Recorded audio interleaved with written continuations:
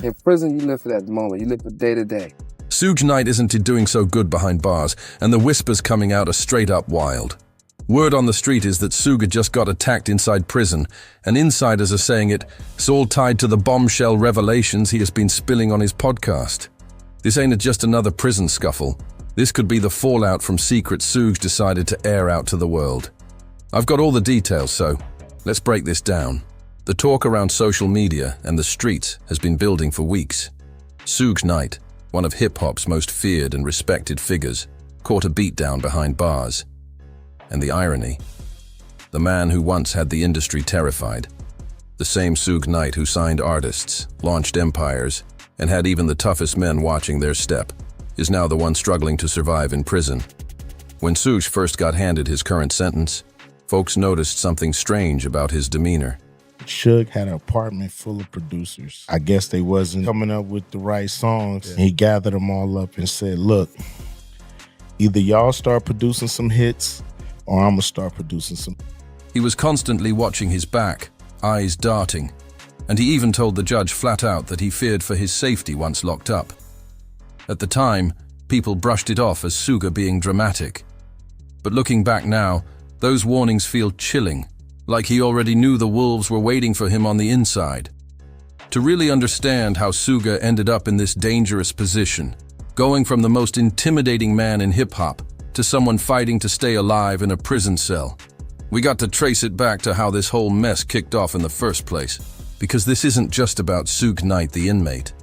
This is about Suge Knight the legend, the secrets he's been exposing, and the enemies he's making every time he speaks. Suge Knight was never just some random dude who stumbled into the music game.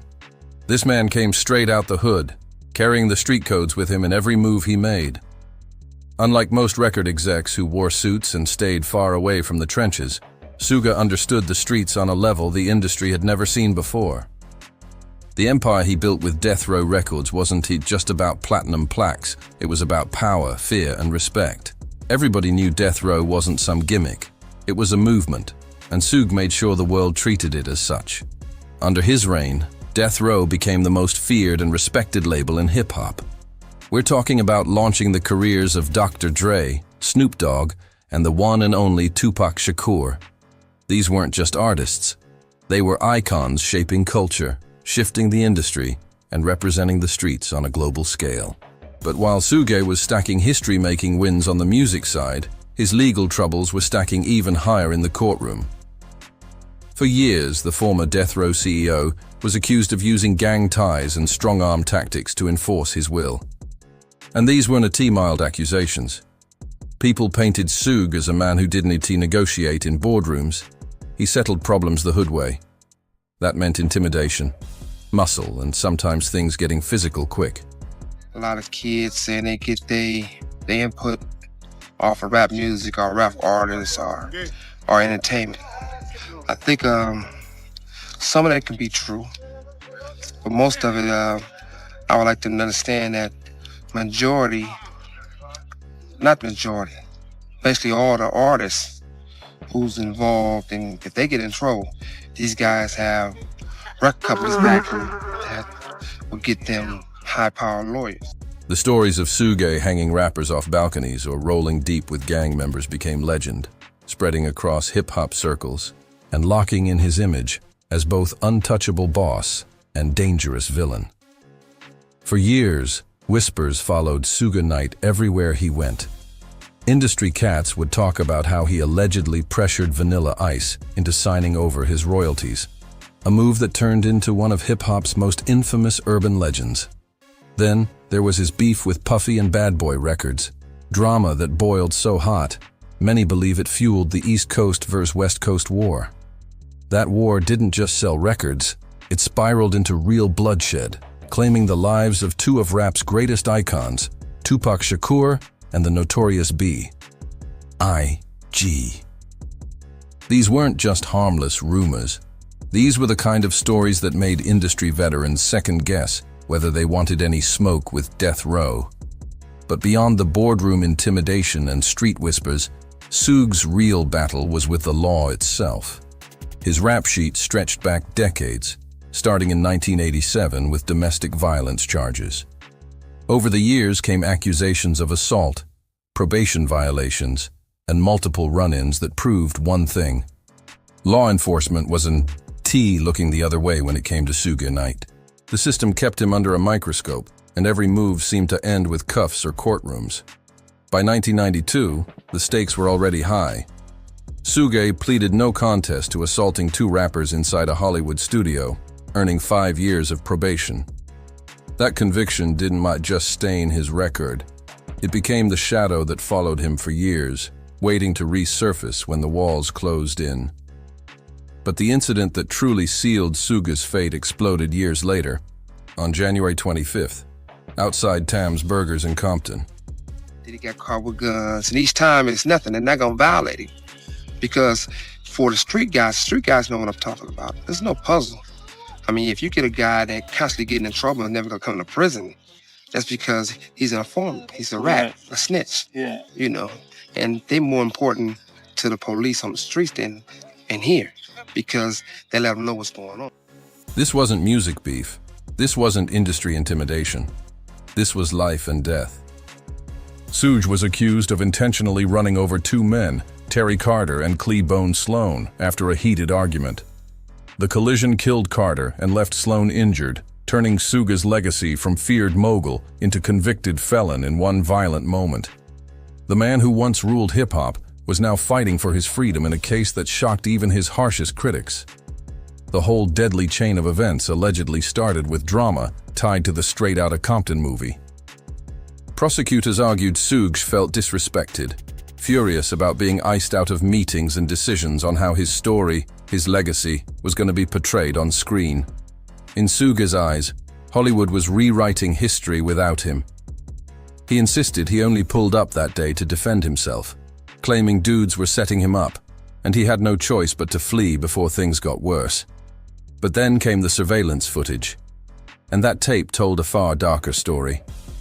The video looked less like a man escaping danger, and more like Suge deliberately mowing down 2 men.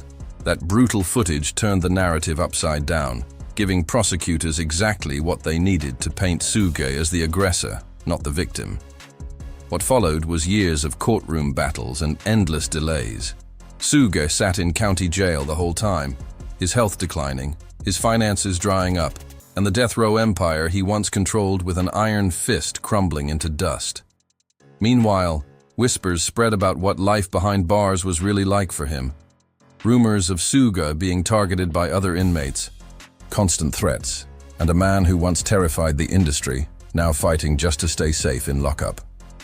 I know I was going to have to pay a debt to society before it's coming to prison, because if you come from the inner city, you come from the ghetto, and you active off that block, you'll come to prison sooner or later. Finally, in September 2018, the moment of truth arrived. Suge Knight took a plea.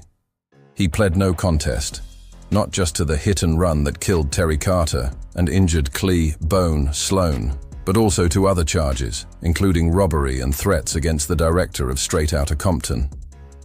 And here he is, where the hammer dropped. What should have been an 11-year manslaughter bid got doubled to 22 years because of Suge 8's priors from 1987 and 1992. The judge didn't see Suge Knight the music mogul. He saw a repeat offender with a violent history, and he made sure Suge paid in full. Then came the hammer drop that sealed Suge Knight's fate. The judge didn't just stop at the 22-year deal. He stacked it higher. Another 6 years got slapped on under California's third strike law, plus an extra year because prosecutors argued Suge used his truck as a deadly weapon. Final tally: 28 years in the pen, no parole until October 2034, when Suge will be 69 years old. For a man who once moved like a king in hip-hop, that sounded less like a sentence and more like a death notice. I ain't never in my life told. You know, I'm the mother. When people ask me if I know who killed Tupac, and not saying Tupac dead or alive, but I'm saying if they ask me if I know who killed Tupac, I'm the said, hey, absolutely not. The courtroom that day was heavy, suffocating with emotion. Terry Carter's family stood up face to face with Suge, unleashing years of pain. They called him everything but a child of God, made it clear they believed he stole their loved one, and demanded that he pay the price. For once, the fearsome mogul who made artists and executives tremble looked weighed down by the reality that he might never walk free again. As deputies led Suge out to begin his time at R.J. Donovan Correctional Facility in San Diego, a chilling question echoed through the hip-hop world. How was the man who ran death row, the same man who changed rap forever, gonna survive as just another inmate? On the inside, your industry reputation doesn't guarantee respect. If anything, it paints a target on your back. There are always cats looking to test you, to prove you're not really about the life you once bragged about. The transformation was brutal to watch. One day, Suge was the boss of bosses, pulling strings and controlling the careers of legends like Tupac and Snoop. The next, he was stripped down to prison blues, every second of his life dictated by correctional officers and state rules. The fall from mogul to inmate wasn't just a change of address, it was the collapse of an empire in real time. And what would you like to say to them about the mistakes? About the mistakes that were, I was, everybody makes mistakes. And soon, the question wasn't whether Suge would finish his 28-year bid. It was whether he'd make it out alive at all. Suge Knight's life behind bars hit different the moment he walked through the gates of R.J. Donovan Correctional Facility. For decades, Suge was the man who called the shots. When he said jump, people asked how high. He was the boss who could launch or kill careers with a single phone call, the mogul who made grown men sweat with just his presence. But in prison, none of that mattered. Overnight, he became just another number in the California Department of Corrections system. Real talk, the culture shock must have been brutal. The fall from power was hard to watch. Gone were the Bentleys, the red carpets, and the all-night parties with rap's biggest names. Gone was that aura of power that once had the entire music industry on edge. Inside, the reality was count time, chow time, and lights out on the state's schedule, not his. For a man used to ruling every room he walked into, that kind of adjustment wasn't just humbling, it was humiliating. What made Suge's prison experience so fascinating to outsiders wasn't just his celebrity, but the baggage that came with his name. Unlike other high-profile inmates who could try to blend into the background, Suge's reputation followed him like a shadow. Long before he got locked up, his name carried weight in both the music industry and the streets. That notoriety guaranteed two things: respect from some, and a target on his back from others. Every day inside meant testing whether Suge Knight, the so-called most feared man in hip-hop, could still live up to the legend when stripped of all his power. And besides that, you have certain individuals who's artists, and they might get in trouble. They might do a few things, but they well-known names, and they're informant for the police. They snitches. Snoop Dogg. And if they get in trouble, they're gonna get a free pass. And in prison, a reputation like Suge Knight's doesn't fade. It spreads like wildfire. From the second he got processed into R.J. Donovan, the whispers started flying. Cats inside were already talking about Suge getting pressed by other inmates, facing threats from rival gang members, and dealing with the endless drama that comes with being one of the most high-profile prisoners in the system. Suge Knight wasn't just another inmate, he was a trophy target. But when you peel back the layers, the situation gets even more complicated. Beyond the beefs and the threats, Suge's biggest enemy has been his own body. Reports consistently say his health has been sliding downhill ever since he got locked up. And for a man once known as this massive, intimidating figure who could shut down a room with his presence, that decline flips the script. Vulnerability behind bars is dangerous, and Suge knows it. The health issues got serious, fast. His weight dropped dramatically, sliding from well over 350 pounds to around 315. And this wasn't some diet or workout plan. This was his body breaking down under the strain. Suge himself claimed it came from untreated injuries, lack of proper insulin for his diabetes, and overall brutal prison conditions. Instead of a powerhouse running death row, people saw a man struggling with age, sickness, and neglect. And inside a prison full of sharks, blood in the water like that makes you an even bigger target. Things got even scarier for Suge Knight back in 2017, when he had to be rushed to the hospital for blood clots. He straight up blamed the prison for it, saying his time in solitary confinement and the lack of real medical treatment triggered the condition. And let us be real, blood clots aren't just another doing time a problem. That's a life or death issue, proof that Suge's health was unraveling in ways the system either couldn't or wouldn't handle. What makes Suge's prison experience so fascinating is how his past reputation has been both his shield and his curse. On paper, his connection to the mob Piru Bloods, which law enforcement officially flagged back in 2008, gave him automatic credibility and a network inside the walls. That kind of affiliation could protect him from some threats. But at the same time, it painted a huge target on his back.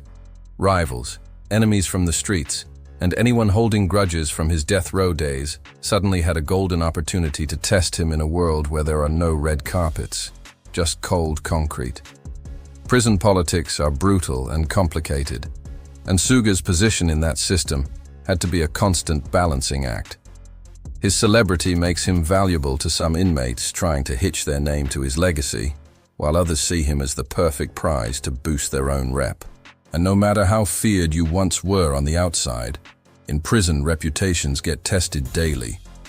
Suge couldn't just rely on old stories of balcony threats or industry intimidation. Behind those walls, everyone gets checked eventually. One of the rawest glimpses into how Suge's really been living came from a prison interview where he opened up about the harsh realities of life inside. He spoke directly to the younger generation, trying to drop game about the dangers of chasing the wrong kind of fame and power.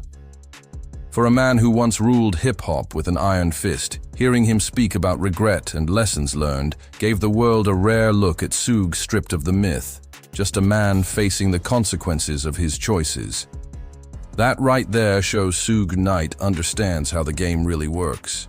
He's lived long enough to know the system doesn't treat everybody the same. If you're a kid from the hood, you're not getting the same breaks as a celebrity with lawyers, connections, and money to throw around. Suge's warning to young dudes is clear. Don't get it twisted, thinking you'll get superstar treatment if you catch a charge. The system is built to crush you if you don't have power behind your name.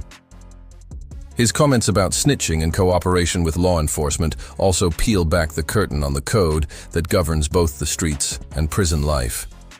Suge knows firsthand how dangerous it is when someone flips, and the way he talks about loyalty versus betrayal shows the tightrope he's walking behind bars. Every word he speaks carries weight because, for Suge, it's not theory, it's survival.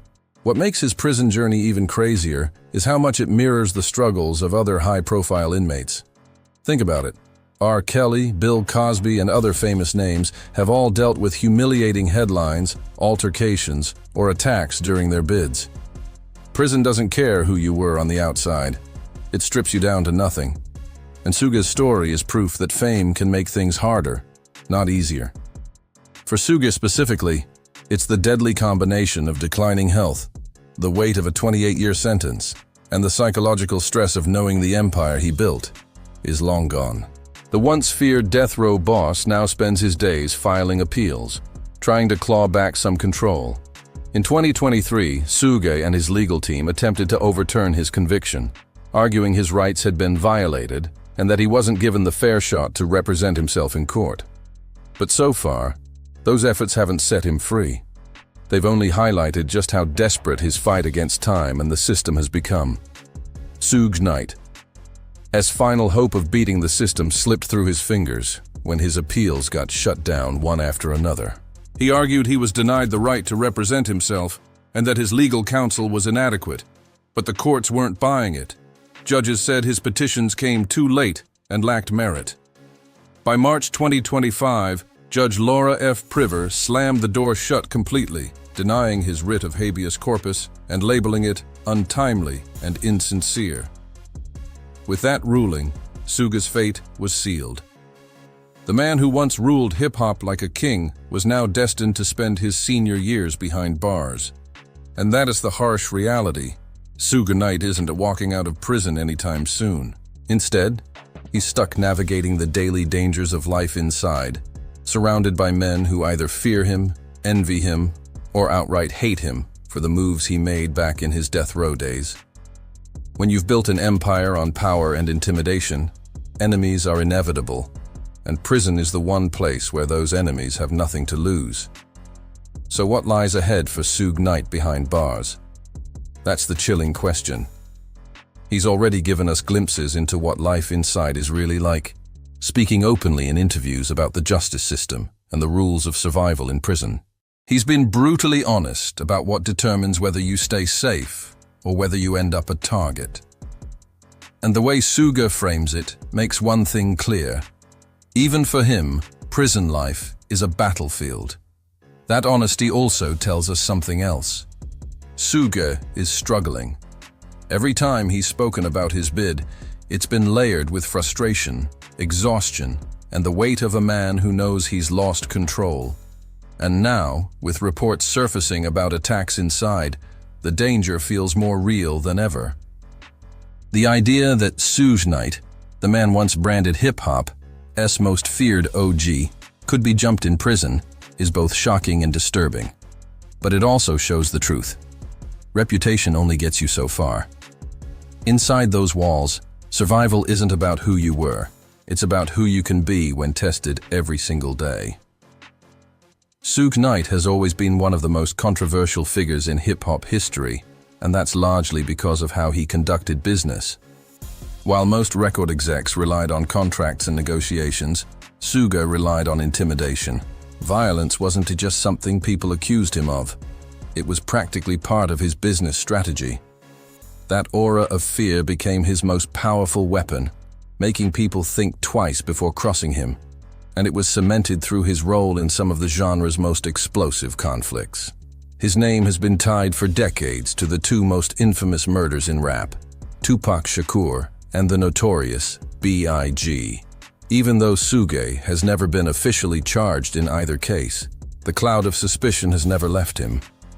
The theories surrounding both killings, who ordered them, who carried them out, and who profited, have kept Suge's name alive in the streets long after Death Row Records collapsed. To many, he's still seen as a shadow figure connected to those tragedies, whether guilty or not. Books like Murder Rap by Greg Kading poured more gasoline on the fire, alleging that Suge personally ordered the hit on Biggie by hiring Wardell Poochie Faust. The same book claimed associates of Bad Boy Records put up a bounty for Tupac's death. None of this was ever proven in court, but in hip-hop culture, the speculation has been enough to immortalize Suge as a central figure in the darkest chapter of the East Coast-West Coast War. And Suge's feuds didn't stop there. He clashed with artists, executives, and entire labels. One of his most infamous beefs? His war of words and power struggle with Dr. Dre. A feud that would spill out into diss records, lawsuits, and street-level drama that reshaped the entire rap industry. Dr. Dre was once Suge Knight's closest ally. In the early 1990s, Suge helped Dre escape his Ruthless Records contract and co-founded Death Row Records with him. At first, they were unstoppable. Dre dropped The Chronic, one of the most iconic rap albums ever, which turned Death Row into a powerhouse label and made Suge one of the most powerful men in hip-hop. Together, they built an empire that dominated the charts and terrified the competition. But the empire couldn't hold. Dre grew more and more uncomfortable with the violence, intimidation, and gang ties that came with Suge's leadership. By the mid-90s, things were spiraling. Suge was bringing Tupac Shakur into the fold, fueling conflict in the industry, and Dre didn't want to be part of the chaos. In 1996, Dre walked away from Death Row to launch Aftermath Entertainment, and Suge took it as the ultimate betrayal. Suge didn't hold back. He publicly called Dre a traitor, mocked him in interviews, and even pushed Tupac to diss him on tracks like Toss It Up and To Live and Die in L.A. What started as a business fallout turned into one of hip-hop's ugliest splits, with Death Row collapsing while Dre went on to build a billion-dollar empire with Aftermath and Beats. But if Dre's departure cut deep, Suge's war with Sean Diddy Combs was even deadlier. By the mid-90s, Suge and Diddy had become rival moguls, West Coast versus East Coast. Suge accused Diddy of stoking the East Coast-West Coast feud, and believed Diddy's artist, the notorious B.I.G., played a role in the 1994 shooting of Tupac in New York. That belief lit the fuse on one of the most dangerous rivalries in music history, a feud that some say set the stage for the murders of both Tupac and Biggie. By 1995, the tension between Suge Knight and Sean Diddy Combs exploded in front of the whole world at the Source Awards. Suge hit the stage and fired one of the most infamous subliminal shots in hip-hop history, calling out Diddy for always dancing and appearing in his artist's music videos.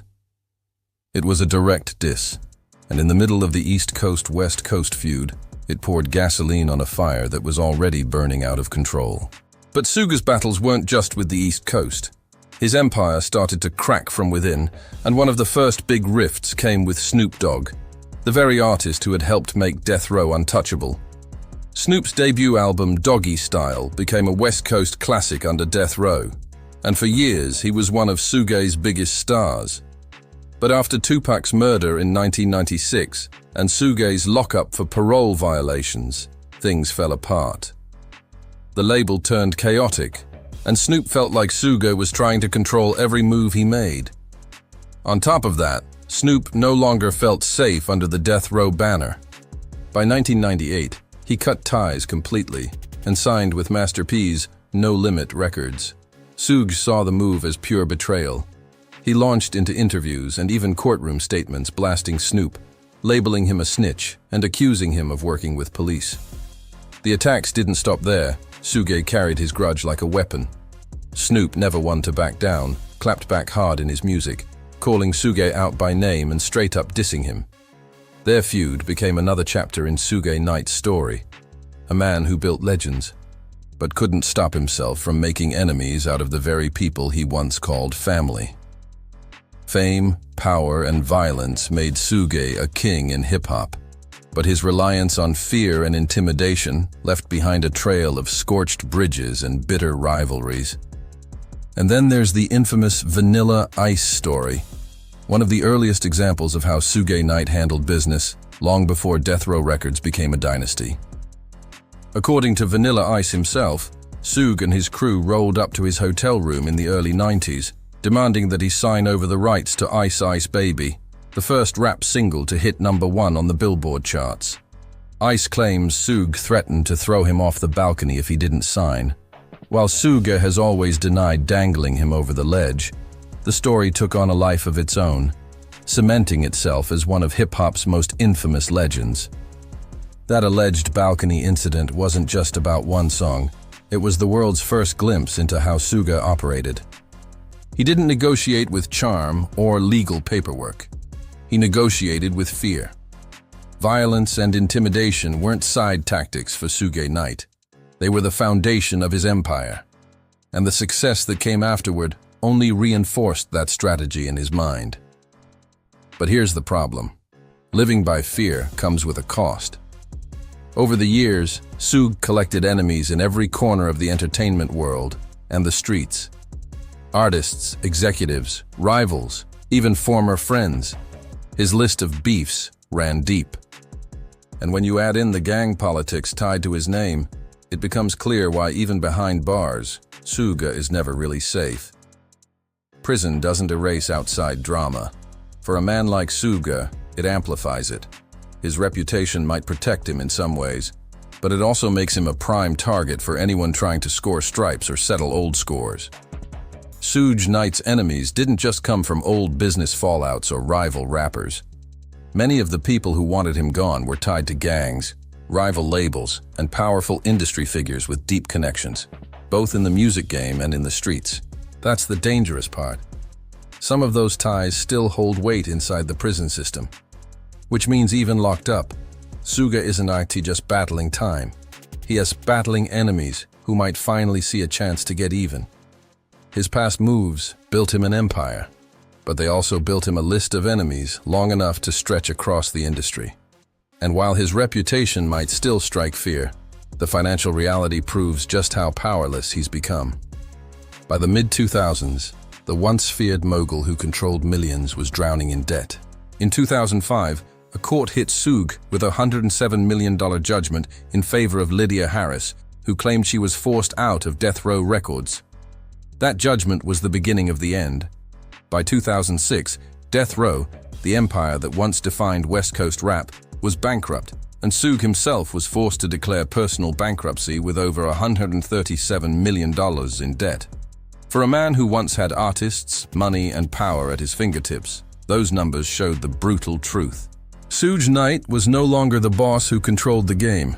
He was just another fallen giant, fighting for scraps of control from inside a prison cell while his enemies kept stacking up on the outside. The financial collapse stripped away another layer of Suge Knight's former power, leaving him without the resources that once provided him with protection and influence.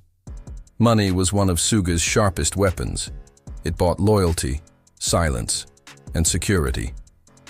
But with his empire bankrupt and millions in debt, that shield is gone. What remains is a man forced to navigate prison with nothing but his reputation, and even that is under attack every single day. Over the years, Suge's comments about his imprisonment have given us glimpses into his mindset. He's admitted mistakes, reflected on violence, and spoken openly about survival. You can hear the regret in his tone, not just for the choices that landed him inside, but for the way power blinded him on the outside. He understands now the unwritten rules that govern how inmates deal with each other, and he knows the game doesn't care who you once were, and that's the chilling truth. For decades, Suge Knight maintained one of the strongest reputations in hip-hop history, but that same reputation may not be enough to protect him behind bars. Prison isn't isolation for Suge. It's a war zone filled with old enemies, rival gangs, and unresolved scores waiting to settle. His legacy as a mogul is written, but his future as an inmate is uncertain. What do you think? Has Suge finally run out of moves, or can the man who once ruled hip-hop still find a way to survive? Drop your thoughts in the comments, and make sure you click the next card on your screen to dive into more stories just like this.